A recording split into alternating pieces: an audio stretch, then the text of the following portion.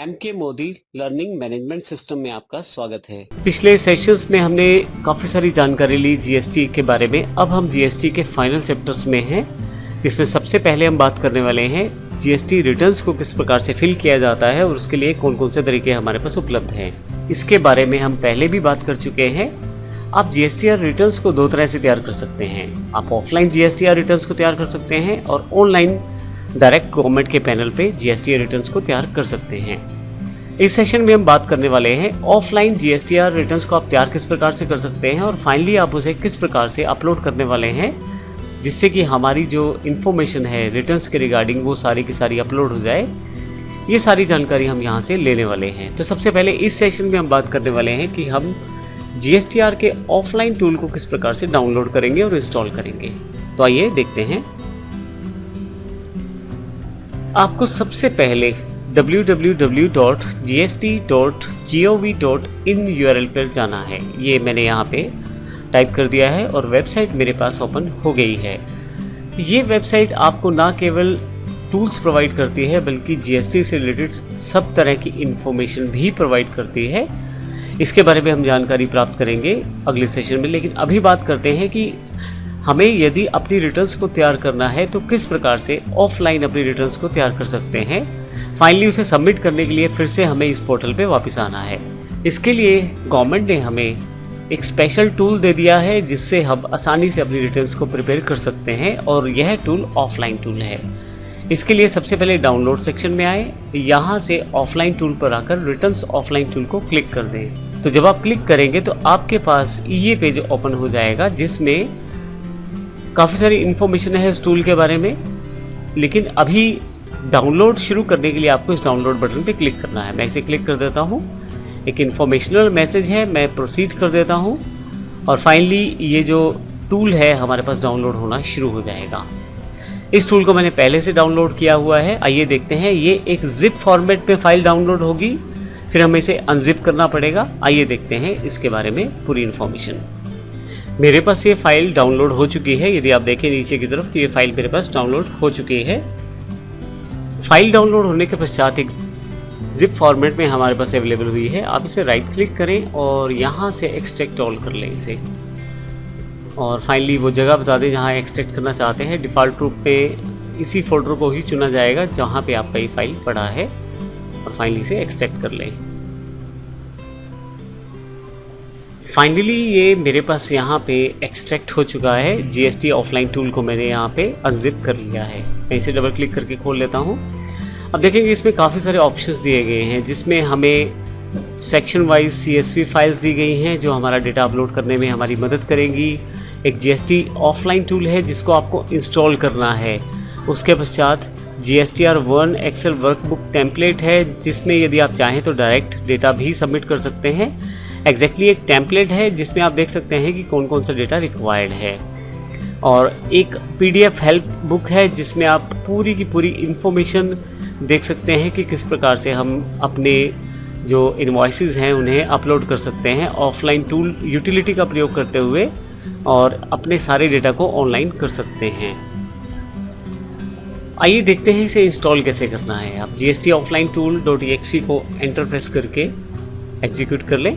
Yes कर दें आप इसे। अगर कोई ऐसा मैसेज आपके पास है, इसका इंस्टॉलेशन प्रोसेस स्टार्ट हो जाएगा। आपको नेक्स्ट करना है, वो प्लेस बताना है जहाँ आप इसे इंस्टॉल करना चाहते हैं।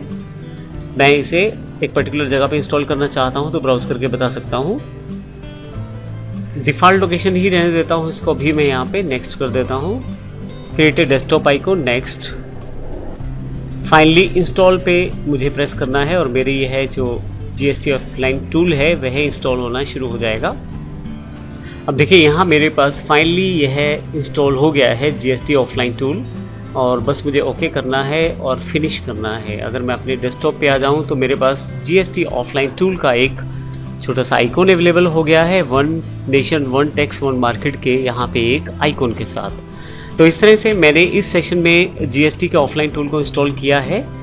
इसके साथ साथ जीएसटी का जो ऑफलाइन टूल है उससे जुड़ी कुछ इंपॉर्टेंट बातें हैं, पहले मैं आपसे वो भी शेयर करना चाहता हूँ ताकि आने वाले सेशंस में जब हम इसका प्रयोग करें तो हमें इसकी पूरी जानकारी रहे।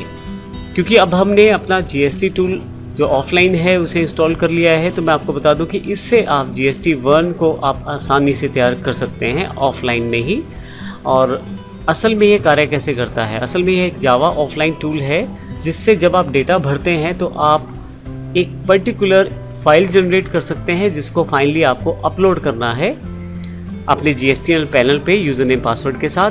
तो उससे क्या होगा कि आपका सारा का सारा डेटा ऑनलाइन हो जाएगा। कुछ खास चीज़ें इस पर जुड़ी हुई हैं, जैसे जब आप इससे अपनी फाइल तैयार करते हैं GSTR1 के रिटर्न के लिए तो .json यह फॉर्मेट में एक फ़ाइल तैयार होती है जिसमें मंथ, ईयर इत्यादि इन्फॉर्मेशन के साथ जो सप्लायर का GSTR नंबर होता है वो भी शामिल रहता है इस फाइल के नाम के साथ। ऐसा नहीं है कि आपने फ़ाइल बना ली और अब बाद में बदल नहीं सकते। आप अगर फ़ाइल बना चुके हैं और बाद में रहता है कुछ मॉडिफिकेशन करना किसी पर्टिकुलर इनवॉइस में, तो आप आसानी से कर सकते हैं। उस केस में फ़ाइल दोबारा जनरेट हो जाएगी और जब आप उस फाइल को दोबारा अपलोड करेंगे पोर्टल पे तो पुराने वाला फाइल जो है ओवरराइट हो जाएगा और नया डेटा वहाँ रिफ्लेक्ट करना शुरू कर देगा। लेकिन यह सारा कुछ रिटर्न फाइल करने से पहले है, बाद में नहीं। इसी तरह से आप अपने अपलोडेड इनवॉइसेस का पूरा डिटेल जो है जेसन फाइल को अपलोड करने के पश्चात ही जान पाएंगे। अब जब आप रिटर्न ऑफलाइन टूल का यूज़ करने वाले हैं तो यह 4 तरीके से आपको डेटा एंटर करने की सुविधा देता है। पहला मैनुअल एंट्री है।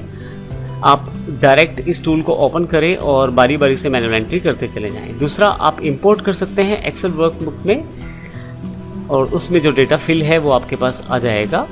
तीसरा है, आप कॉपी और पेस्ट कर सकते हैं किसी एक्सेल वर्कबुक जहां आपने अपने बिजनेस का डेटा स्टोर किया हुआ है। फाइनली CSV फाइल को भी इंपोर्ट किया जा सकता है। तो इस तरह से आप आसानी से इन चारों में से किसी तरीके का प्रयोग करके इस टूल के साथ अपनी GSTR1 को ऑफलाइन मोड में भी रेडी कर सकते हैं। अब यहाँ पे 2-3 बातें इंपॉर्टेंट भी है ध्यान रखने वाली। यदि आप इसे अनइंस्टॉल करते हैं तो ध्यान रखिएगा जब रीइंस्टॉल करें तो उसी लोकेशन पे करें जहाँ पे इसे आपने पहली बार इंस्टॉल किया था, ताकि आसानी रहे आपको भी काम करने में और इसको भी डेटा रखने में और संभालने में। जेसन फाइल, जैसा मैंने बताया कि वही आपकी फ़ाइल अपलोड होने वाली है, उसका ग्रेटर साइज़ जो है मैक्सिमम साइज़ 5 MB है। इससे ऊपर की फ़ाइल अपलोड नहीं हो पाएगी। तो एक बार में आप 19,000 तक आइटम्स को अपलोड कर सकते हैं, यानी कि 19,000 आइटम्स को आप एक साथ अपलोड कर सकते हैं। ध्यान रखिएगा आप 19,000 से ज़्यादा भी अपलोड कर सकते हैं। उसके लिए आपको यह फ़ाइल दोबारा बनानी पड़ेगी और उसमें पार्ट्स में आपका डेटा अपलोड हो जाएगा। फाइनली सबसे इम्पोर्टेंट बात, जो ये GSTN ऑफलाइन टूल है ये बहुत सारी वेबसाइट्स ऑफ़र कर रही हैं। ध्यान रखिए आप इसे gst.gov.in से ही डाउनलोड कीजिए। इसका एक सबसे बड़ा कारण यह है कि gst.gov.in पर हमेशा आपको करंट वर्जन मिलेगा। पुराने वर्जन कई बार दूसरी वेबसाइट्स पर मिलते हैं लेकिन वे आपको डेटा उस पर्टिकुलर फॉर्मेट में जनरेट नहीं कर पाएंगे जो आपकी GST वेबसाइट पे अपलोड करना है।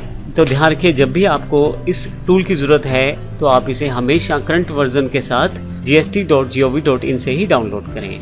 तो अगले सेशन से हम देखेंगे अपनी रिटर्न्स को किस प्रकार से फाइल करना है। इस सेशन में हमने इस ऑफलाइन टूल की सारी जानकारी ली थी। धन्यवाद।